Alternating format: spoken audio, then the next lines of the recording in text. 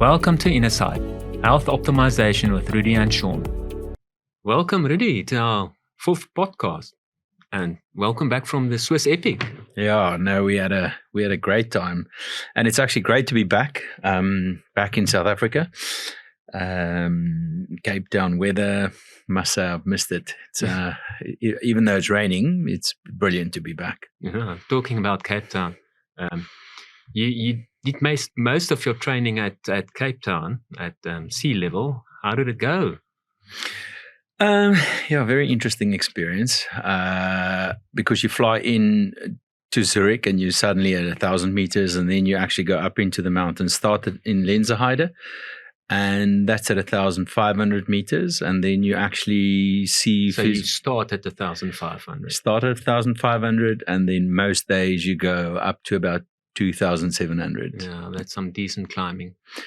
Yeah, it's interesting to see physiology at work. I mean, you actually can see what happens in your body if you take oxygen away. I mean, what we're talking about today, you can't see really at all unless you bonk and exercise. But it was a very interesting experience. And both me and Chantal had a little bit of altitude sickness one of the days. So it was 5 days, about 10,000 meters climbing in 5 days. So it was a lot of climbing. Wonderful. And it plays well into today's topic. That's all about metabolic disease. And if you look at metabolic disease, at the one spectrum, you've got the type 2 diabetic. And on the opposite of that is endurance athletes. So it's nice fitting to today's topic. But maybe can you take us through where we are on the journey at the moment, maybe a little recap of the previous podcast, and then we can start with today's. Yeah, it's quite interesting, the podcast where we've been. In the first one, we've said what Innersight is and what we want to say about how to achieve longevity. So longevity is planning your marginal decade. So, and how you go about that is to find the biggest things that will kill you. So to live long, you got to not die young, which is exactly what we said. So how to get to 80, what are the big diseases that'll get you? And then we talked about the 4 horsemen. So we started with cardiovascular disease in our previous one. And today we want to then talk about metabolic disease. Okay, yeah. So metabolic disease, it's very relevant. If you go look at the statistics, it is 1 in 10 people globally. And interesting, if you go look at the historic statistics, you'll see right about the 90s, between the 90s and the 2000s, the incidence was about 2 to 3%. Forward to today, it's around about 10%. So there's almost a 5-fold increase in the incidence of diabetes. And I'm talking about type 2 diabetes now, not type 1. So there's a big tick up in the incidence of diabetes. Just for our listeners, I just want to repeat that. So from the time me and you were at med school, and it's literally exploded. I mean, it's almost 5-doubled. Yes, 5-fold increase. Yeah. And in our setting in South Africa, it's even worse because our statistic shows that 1 in every 9 people will develop type 2 diabetes. And that article in the Lancet of 2018 article, they predicted that by 2040, diabetes will be the major cause of deaths in South Africa. So it's a big disease, and it plays into other diseases as well. So we get a uptick in cardiovascular disease with metabolic disease. We get an uptick in cancer due to the metabolic disease. So yes, it's a very important disease. Maybe we should kick off with metabolic syndrome, because I think some people might have heard of that, and even before that called Syndrome X. So if we can maybe say something about that, just to get people on board with what we're talking about today. Yeah, so we started with cycling at altitude. So there you can see you take away oxygen and your body doesn't function well. So this is actually the opposite. So you give too much of an energy source, namely fructose or glucose, and your body stops being sensitive to it.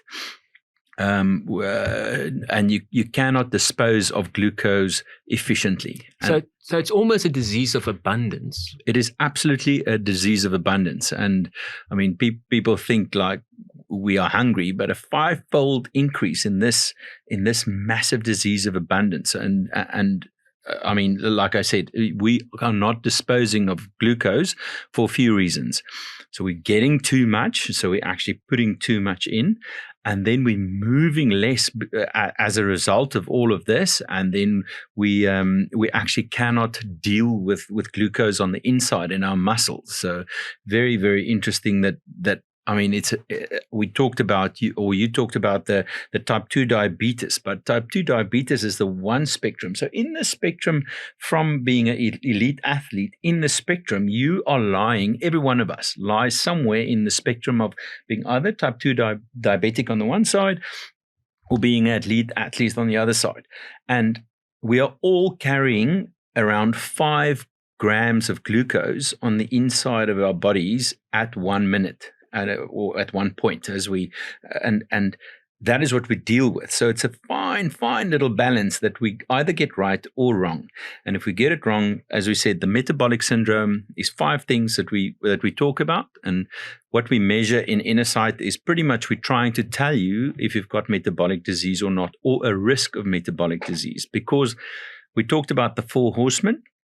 So just to recap, the 4 horsemen is cardiovascular disease, neurodegenerative disease, metabolic disease, and cancer. And metabolic disease underpins all the other 3. So we need to understand metabolic syndrome as such that we know how we can turn this around, because as we said in the beginning, 80% of what we do is exercise, and exercise ties in so much with the metabolic syndrome. And I just want to take you back a little bit there. With cardiovascular disease, with the introduction of statins in 1987, we saw a decrease in the cardiovascular deaths. And then round about 2012, 2014, there was a sudden uptick in the incidence of cardiovascular deaths. And that coincides quite well with the increase of metabolic disease. So it definitely plays into other diseases as well, which is also very important to understand. Yeah, and I don't think we understand it completely yet, but the research into this is fascinating, and I mean, we are going to try and make it as palpable and as understandable for the layman, but also try and tell our medical friends how this system works. Because I mean, before we restudied this, I mean, what if we try to have this conversation, what we knew from medical school, this would be a flop. I mean, we had to relearn this whole system, and so let's try and break down the metabolic syndrome, because I mean, at the end of the day, if you come to Innersight, you're going to get a report that tells you one of the 5 things that makes up a metabolic syndrome. So we talk about central obesity. So how do we measure central obesity? It's literally a measurement. So for boys, 102 centimeters around, girls, 88. And basically, what we measure then, that's the indirect measurement of the intra-abdominal fat. Yeah. Is it liver fat and around the organs? So storing too much glucose at the end of the day. Yes. So on this continuum that we're talking about, so I'm gonna refer to this all the time. Type 2 diabetic, they'll definitely have this. Or no, let me rephrase. You do get thin type 2 diabetics, but most of the people will have an overload and be central obese. So, and then obviously we talk about blood pressure. So blood pressure is next. So there's the Americans have a measurement. The Europeans have a measurement, and we like to go with the lower values. We think 120 over 80 is where you start thinking this is too high. So in our previous podcast, if you're unsure about that, go to podcast number 3. We delve into blood pressure measurements and all that quite a bit. But that's the That's the blood pressure. And then obviously the blood glucose. So we measure that in a few different ways. We'll talk about that at the end of the day, how we go through trying to diagnose.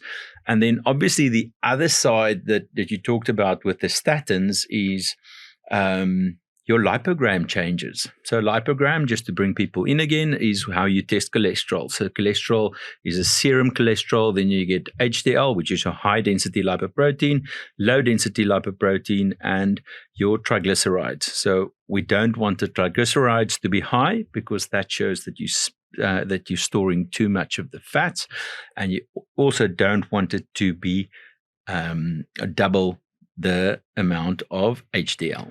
And that's actually a very nice way to just switch on that red light early, because a lot of our clients and other people, they know their cholesterol level. So if you see that HDL is going down, if you see that triglycerides is going up, then that's a red flag.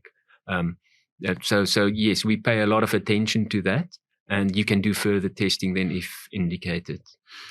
Yeah, and to come back in that continuum, if you see those values move already, there must be really big red flags in your system to move you more to the athlete side, because you are then lying on the side of the type 2 diabetic. And it is very interesting how many of the people that we test fall in this category of slightly raised triglycerides. So you can see they're ticking up already. So their liver is struggling. So and while we're talking about the liver, it's not really that researched yet in South Africa, but NAFLD, or non-alcoholic fatty liver disease, is the next epidemic that's coming after this. So the Americans say it is now in their country actually becoming the main reason for liver transplants. It's not liver cirrhosis because of alcoholism. It is now because of non-alcoholic fatty liver disease, or a fat liver, or foie gras liver, or however you want to call it. And they've got a problem there as well, because now they need a liver transplant, but they can't find healthy livers, because there's so many people that's already storing fat in the liver from metabolic disease. Yeah, and it's quite interesting to then if we go to the physiology of how you get there. I mean, obviously glucose or fructose, the energy is your problem. Too much of it, so you have to have glucose. If you don't have that glucose in your body, you will die instantly. So you have to have glucose, but you have to be the trapeze artist having that all the time.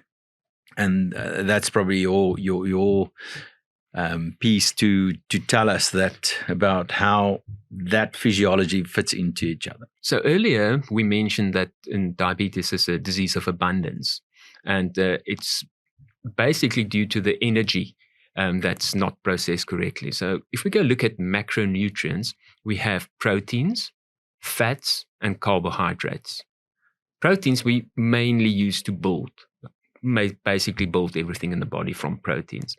Sometimes we'll use it as a fuel source, but that's only in extreme cases with a long fast. For practical purposes, we use proteins to build. So that leaves us with carbohydrates and fats to use as energy sources. And we are designed to use fat as our primary energy source.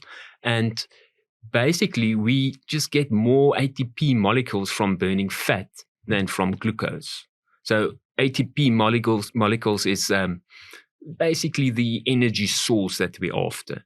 So we build to use fat and not glucose for energy. The only time, so most of the time we'll store glucose, or if I say glucose, I mean from the carbohydrates. We'll store that as glycogen in muscle and liver. So most of the carbohydrates will end up stored as glycogen in muscle or liver.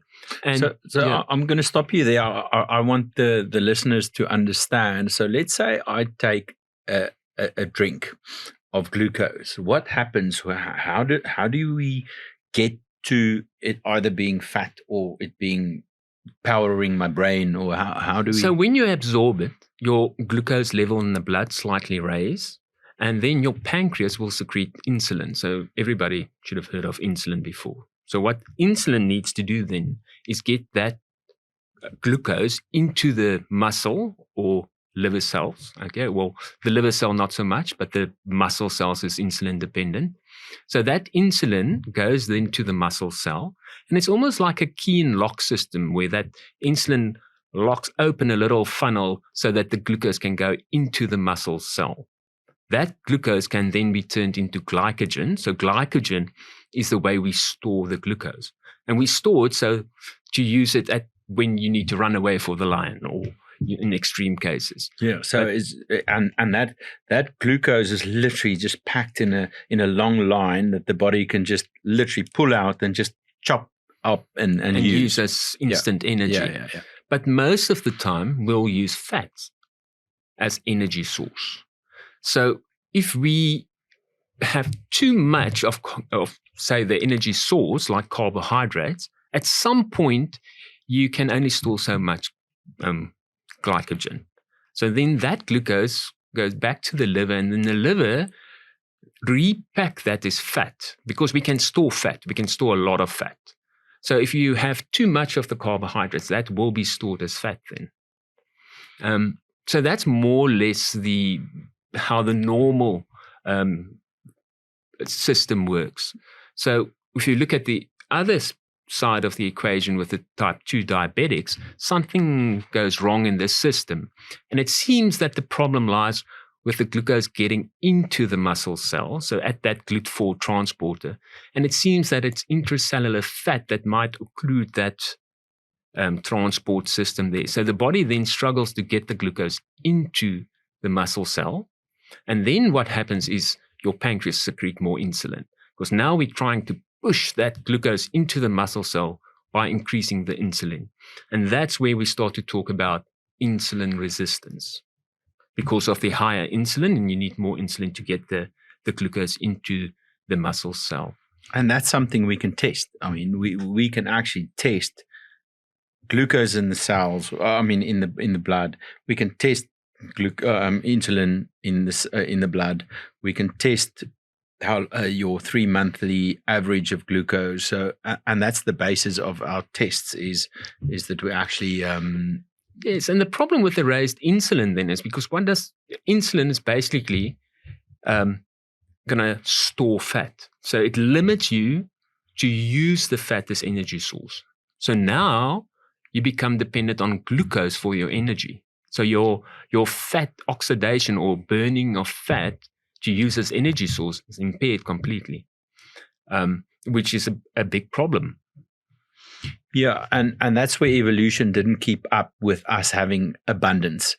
So we used to be like, we found a berry bush and ate as much as we can, stored a little bit, and then maybe would have a day without, and then found another fat source. A food source. But now we've got food all the time. All the time. And we actually, our system goes wrong. It goes in overload, and then if we do not change something, it'll just keep going in the wrong direction all the time. Absolutely. I mean, in those years, insulin resistance helped you because you stored all those carbohydrates from the fruit and stuff that you had in summertime in the form of fat, so that winter comes, that you have some energy stores available. But now we have food available 24/7. So it becomes a big problem. Yeah. So to summarize that is basically your carbohydrates needs to be stored as glycogen. And if there's a problem with the system, like in the metabolic unfit person, then that will be converted to fat. And once it's converted to fat, you store the fat. And remember, I said that the problem with the transporter is that it's blocked by the fat. So you increase the problem. So now this is this vicious cycle that you have that needs to be break down to actually reverse the disease. And then because glucose is your only system that you can feed off, you become metabolically more unfit as you move into the system. Yes, so you become completely reliant on glucose metabolism or for energy and not the fat oxidation.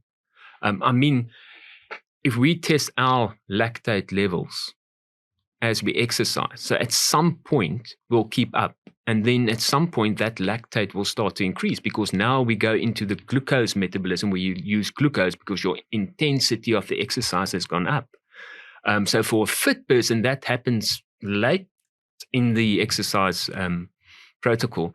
But in a type 2 diabetic, often at rest, they've already got increased lactate levels. That means that at rest, they already use glucose as their primary source of energy. That's amazing. And I hope we've brought the point across that it is abundance that is our issue here, and the other side is that you're metabolically unfit, not being able to dispose of this glucose, and then making more fat. Yes, but I mean, we know there's a genetic risk as well. If your mom and dad is a type 2 diabetic, you've got the increased risk of developing diabetes. But due to what you've just mentioned, that's why people are becoming diabetics. So in a type 2 diabetic, if you compare them to a normal person, they've got about 50% less glycogen stores. 50% less. So if we break it down in easy terms, is say you're the type 2 diabetic and I'm normal. I hope not. If we eat a carbohydrate load meal, whatever, the same meal, you've got a 50% less capacity of storing that. So I might store all that carbs as glycogen in my muscle, but you might only be able to store 50% of the carbs. So the other 50%, you're going to turn around into fat, and you're going to store it as fat, although we had the same meal. Yeah, and if you think, so words that's been thrown around is carbo loading, that type of thing. So carbo loading, absolutely. So carbo loading means carbohydrates you load, and you want to make sure that your muscle and your liver glycogen stores are full for your exercise tomorrow. So that's pretty much what you're doing. But if what we're saying now is if you're type 2 diabetic, then that lock and key pretty much doesn't work anymore, or only half of them work. So you literally can't carbo load. You can't, the thing that should fuel you, you can't make you can't store the wood to make the fire. No, and you just turn it into fat and store it as fat. Yeah, amazing. And I think that's where we should go next, is how we actually use a blood test to diagnose this metabolic deficiency syndrome, however you want to call it, syndrome X. But where we go with it is we want 3 definite markers. We want HbA1c, so we want to know. So HbA1c is a glycoside hemoglobin, which pretty much tells us your 3 monthly average of glucose. That's the one thing. And then we also want a fasting glucose level, and we also want a fasting insulin level. Yes. Yes, that's the bare minimum that one should test. I mean, even if you follow the disease progress, even by the time your fasting insulin level is up, I mean, that is latent disease already. The resistance started much earlier, and there's ways to test for that, and we can discuss that now. But once your insulin, your fasting insulin level is raised, then you're already far down the road. And if you go look at the lab values, they still say up to 17 is normal. Now, you really want to have a single digit there. Yeah. 17 is not normal. So you get a report back saying your fasting insulin level is normal. 17, I don't agree. And I think that's the other thing we probably just need to touch on. So a lot of these values are being reviewed. But I mean, we are on the side of using the newest values. But you must remember, like research comes in, values will change slowly, because evolution of values have literally happened over 40 years of where they are now. But I mean, it's like the homocysteine level, like the lab value will say 12 is okay, or just 12 is just okay. But we now know 7 to 8. So I mean, I'm just taking homocysteine as a example, but I mean, like you're saying, we need to be very, very, very focused on this fasting insulin level. Well, the thing is that often they use normal levels. Well, they base it on the average of the population. But as your population gets sicker, that values, they adjust it. So for a sick population, 17 is probably okay. But we don't want a sick population. So we can't use the 17. We need a single digit there. So it's important. But so we at Innersight, we do the fasting glucose and we do the HbA1c and we do a fasting insulin level to give us an idea of what's going on. If that's normal, then you can still have insulin resistance, but at least it's earlier in the disease. And then we'll also look at your family history. So if both your mom and dad are type 2 diabetics, we might suggest a further testing to determine if there's insulin resistance. Or if we maybe pick up that your lipid profile is slightly off, triglycerides up, HDL slightly low, or some of the other markers in that metabolic syndrome that we talked about is off, then we might also consider testing further for insulin resistance.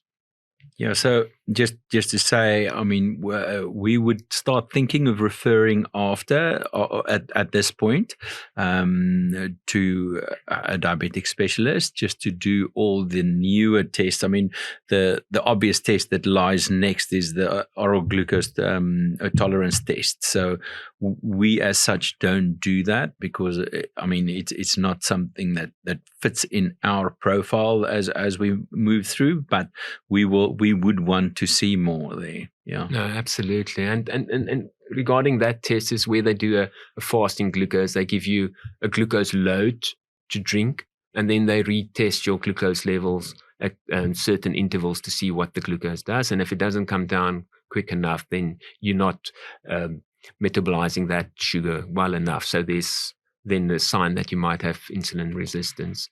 There's also a step before that where you still have normal glucose values, but your insulin might be higher than normal to keep that glucose level at the normal level. But the standard test, they don't test the insulin level with that. So you need to actually ask for the insulin as an extra test on top of that. Very interesting. Yeah, I mean, if we then say, okay, but people come to us and we find this, so we then said, okay, but there's a few things we can do. So Innersight, we focus quite a bit on exercise. So what types of exercise and we say 80% of exercise, 80% of longevity lies with exercise. You got to move. So, and if you look at the continuum again of type 2 diabetic on the one side, elite athlete on the other side, from the middle on, these guys are probably the movers, and these guys are sliding down because they're not moving. So, yeah, absolutely. And that brings me to zone 2 training. So zone 2 training is a very interesting area in glucose metabolism, fat metabolism, and something we didn't really know about when we did when we were at med school, and we brought ourselves really up to speed with zone 2 training. Yeah, so if we want to intervene and reverse metabolic disease, obviously exercise is very important. And sometimes people make the mistake of just exercising too hard. So if you go look at the elite endurance athletes and compare them with type 2 diabetics, you'll see they've got a 400-fold increase in mitochondria in number.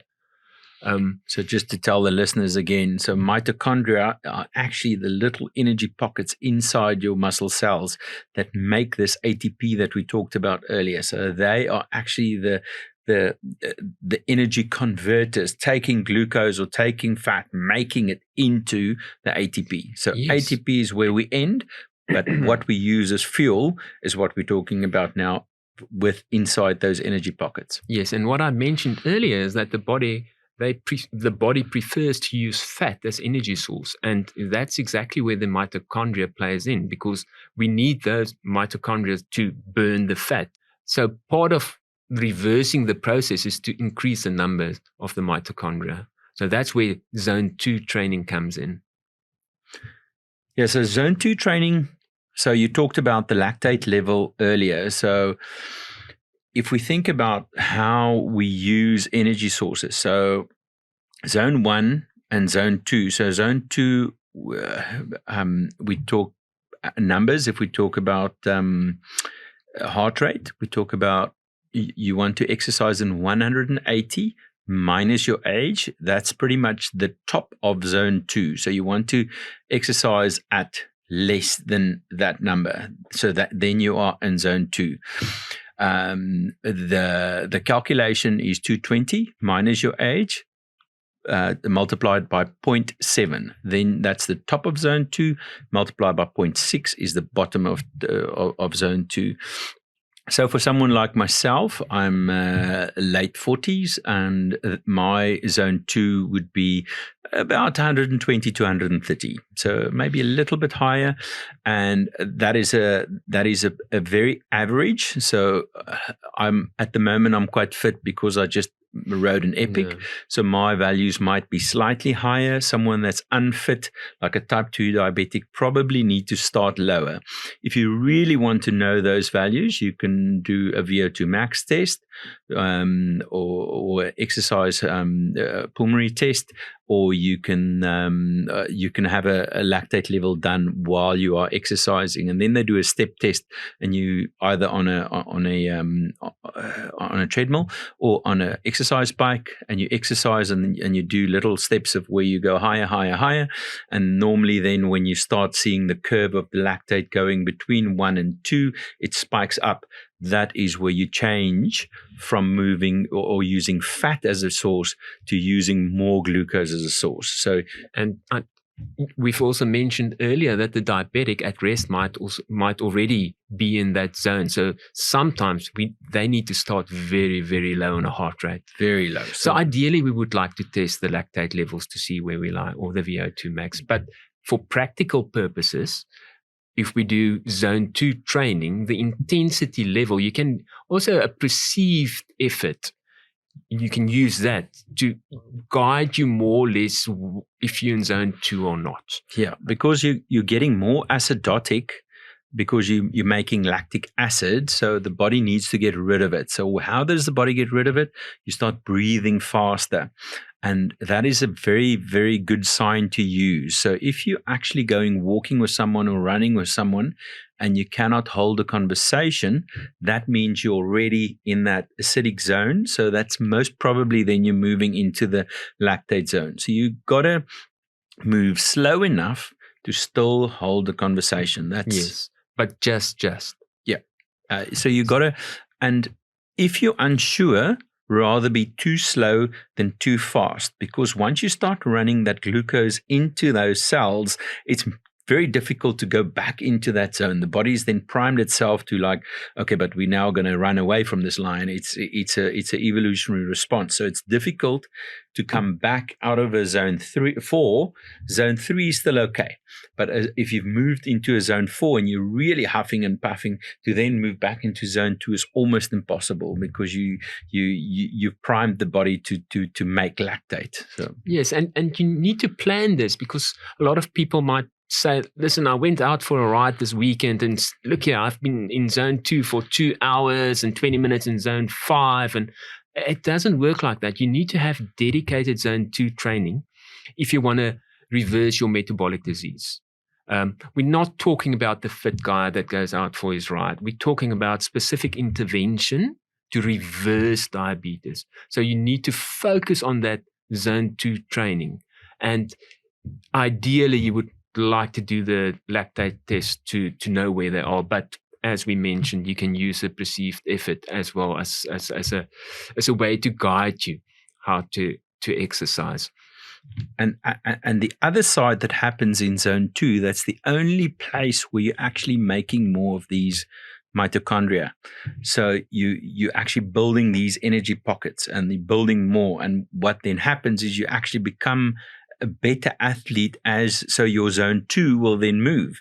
So your zone 2 then moves up. So you can actually do more to still stay in zone 2. So like let's say a type 2 diabetic that's very unfit with a zone 2 that's around 109, then does 6 months of zone 2 training, they can move that their zone 2 will then be at 115 or 120, so they can become metabolically very much fitter in 6 months' time. Yes, and the problem we see often is you see the client and then you tell them that they've got this metabolic problem. And the first thing they go and do is they sign up at the gym or they sign up for some other event and they go exercise, which is absolutely the wrong thing to do, because now they over-exercise, their body perceives it as a stressor, and that actually increases the problem. So yes, we need to downplay it a little bit, and this is not a fast fix. This is you need to build up that numbers of mitochondria to fix the problem. Yeah. So that's part of the fixing the problem. And just by muscle contraction, that provides us with another way to get glucose into the muscle cells without insulin. So a very important thing that we can use. So if someone had a meal and they go for a walk afterwards, especially in that zone where they're already insulin resistant, we overcome that blockage by just the muscle movement. So they can get that glucose then into the cells and increase their glycogen capacity. So we combine the zone 2 as a specific training that we do, but we also advise that they move when they had food, just to get that glucose into the muscle cells without insulin, so that we can get that insulin down, because we need to get the insulin down so that we can mobilize the fat. Because as long as the insulin is high, we can't mobilize that fat. We can't burn that fat. So that's another way we can introduce the exercise into the equation. And if you put it all together, I mean, for type 2 diabetic, it is a lifestyle change. They've got to start moving, and then they've got to reduce the load of how much the insulin has to spike to actually get that glucose in the cells. So, I mean, we talk a lot about fructose in some of our podcasts. So if we think about sucrose, so sucrose is sugar. So sucrose is a dimer of glucose and fructose, but fructose is actually more dangerous to us than actually glucose, because glucose, our bodies were made to like glucose and we run on glucose. So you got to have it, but a stimulation of glucose is actually not that much of, we don't stimulate insulin that much with a glucose molecule like we do with fructose. Absolutely. The fructose is just much more geared up to being converted to fat and stored as fat. So yes, we talked about the blockage, getting the glucose into the cell, and the decreased capacity of the glycogen stores. So we need to increase that store as well. So we must reduce the load initially. And there's many studies out there showing that if you drop the total calories for the day to around about 1,200, then you reverse the disease. But that's very difficult to maintain a diet on 1,200 calories a day. What I always say to people is go and find your sugary water that you drink. So if it's a sugar soda, so like a Coke or Fanta or Sprite, any of those, that is like mainlining sugar into your veins. And fruit juices. That's the other one. So people have got those two vices. That's the main thing. And if they start getting that out of their diet, then the next thing would be the straight carbs, like white flour, chips, like potatoes. So, but especially processed carbs. I mean, if you buy it in a packet, it's a problem, basically. Yeah. So whole food is still better because it contains more fiber and that raise in the glucose spike isn't that bad with the fiber included in the meal. So, but we need to reduce the load initially. So what works well is a low carb diet initially. And we're not saying that you need to stay on a low carb diet forever. It's just until you fix that mitochondria so that they can burn more fat. And then you can slowly introduce the carbs again. And most people will be fine with a higher carb load.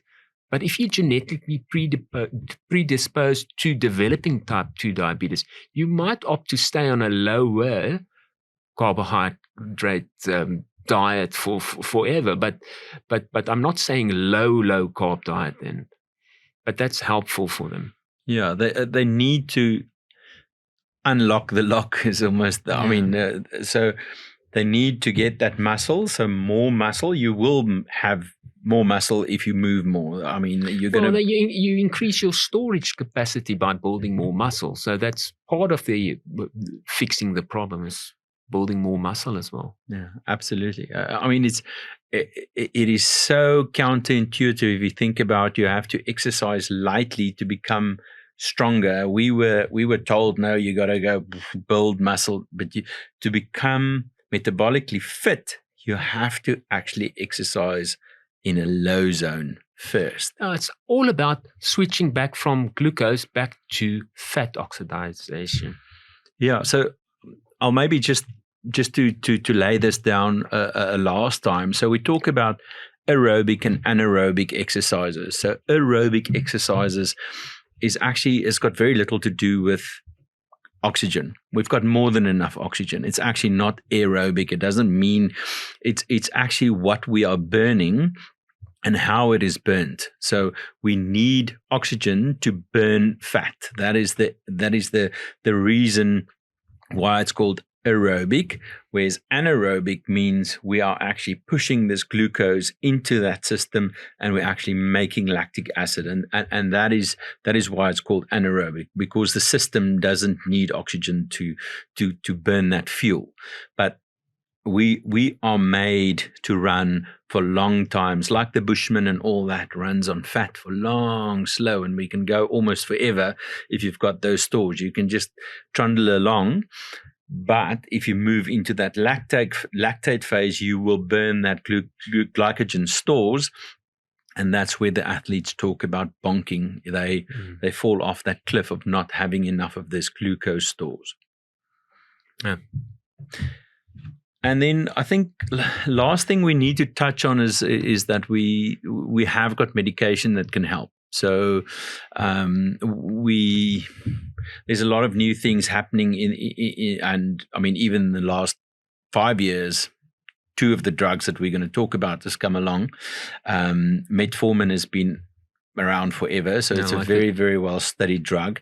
We talk about the GLP-1 agonists, so it's the glucagon-like peptide, and then we've got the SGLT2. So, yeah. But the inhibitors there, so. It's not something we would like that people change their lifestyle first, but medication can help, and we are not against that, but you have to have the lifestyle change. Otherwise, I've heard the analogy like metformin can be like when you go on holiday, your liver is already full of all of this that you're putting in, and metformin is then a bit like when your suitcase is already full, just before you zip it up and you go on holiday, your wife walks in and say, "Can you please put my vanity case in there as well?" So that's what metformin is. It actually just gives it a little bit more capacity, but it doesn't fix the problem. Yeah. I've actually read something this week that metformin is about 50% as effective as exercise and lifestyle change. So, doing the lifestyle changes would be more effective than metformin. But sometimes you do use metformin, and sometimes you use it as a crutch, that until you can get them to a stage where you can wean them off the metformin, then until they metabolic fit enough again to be able to burn fat. Yeah. And just, I mean, people are going to ask us about the medication. So the GLP-1 agonists, so that's the Zazena, we talk about the semaglutide. Semaglutide. Yeah. So in South Africa, that's the two we really use. We've got Bayeta as well, but that's twice a day. It's not that studied well. So the Zazena and the Ozempic is what the people will know. It's a once a week injection, and it literally just curbs your hunger. I think the action is more central than anything else. It's just make sure that low grade nausea, if you can put it that way, curbs your hunger. You eat less, you get in less calories, and that will lead to weight loss. And once you lose some weight, you lose some of that fat blockage, and that helps with the diabetes. Yeah, but we've also seen that it's not the magic bullet. It's very early, and there are a little bit of problems with it, but it is there and it can be used, and we use it. So it's not something that we are against. We just want to say, number one is you have to fix the zone 2 exercise. That's the unlock the lock. Yeah. So if you don't do that and you take the medicine, you're not fixing the problem. So when you take the medicine away, then the problem is still there. And we don't really have long-term data on those meds because it's been released recently, relatively. To be on that forever, we don't know yet. And then the Forxiga or the SGLT2 inhibitors, they actually, there's a channel in your kidneys that pull glucose back into the system. So normally when you are non-diabetic, if you test your urine, there should be no glucose in there. So what this then does is it blocks that it inhibits that reabsorption. That reabsorption. So you actually get rid of your glucose via your urine. So you actually literally just pee out your glucose. Yes. And that can also work well with someone, but they have to have done the major thing is reduce the load and start the exercise. Then it actually works very well. Yeah, unfortunately, we're still very much in the mindset that there's a pill for everything. And we need to change that. Reversing metabolic disease won't happen overnight. It's a process, and you need to follow the process, and then you will reverse it. You can use the medicine as a short-term crutch, if need be, but the idea is that you try and avoid the medicine long-term, if possible.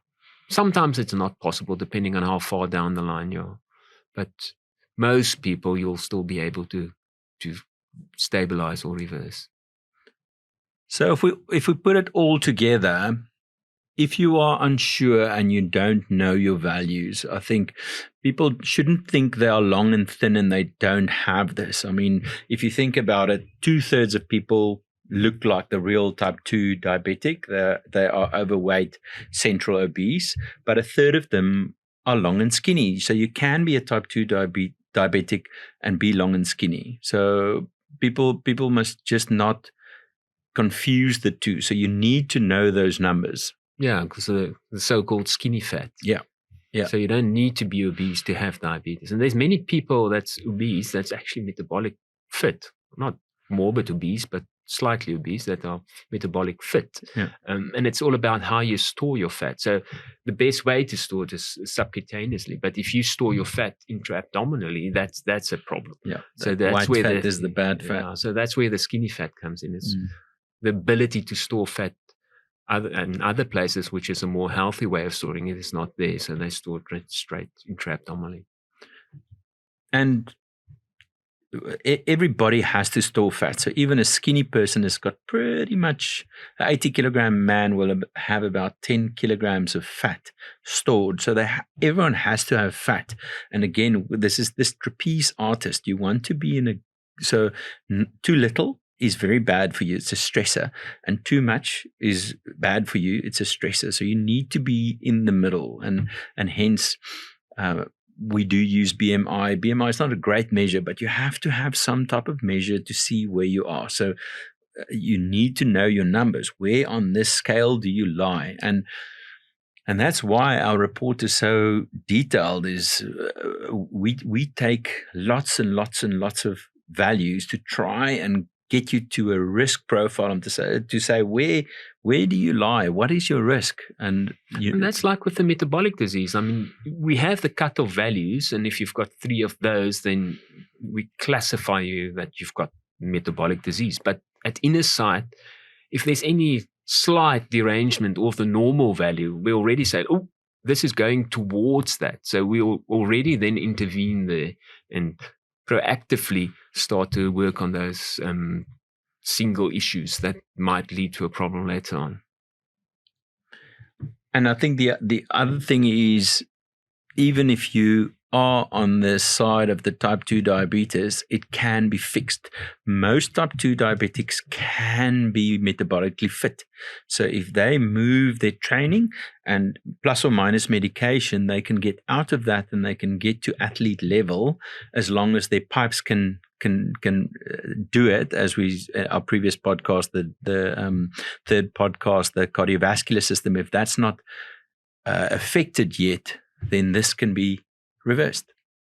Okay, and I think that's where we're going to leave today. Hopefully we formulated this enough that people understand this continuum of metabolic disease. So it's not a disease as such, it's where do you lie on the spectrum and what you can do.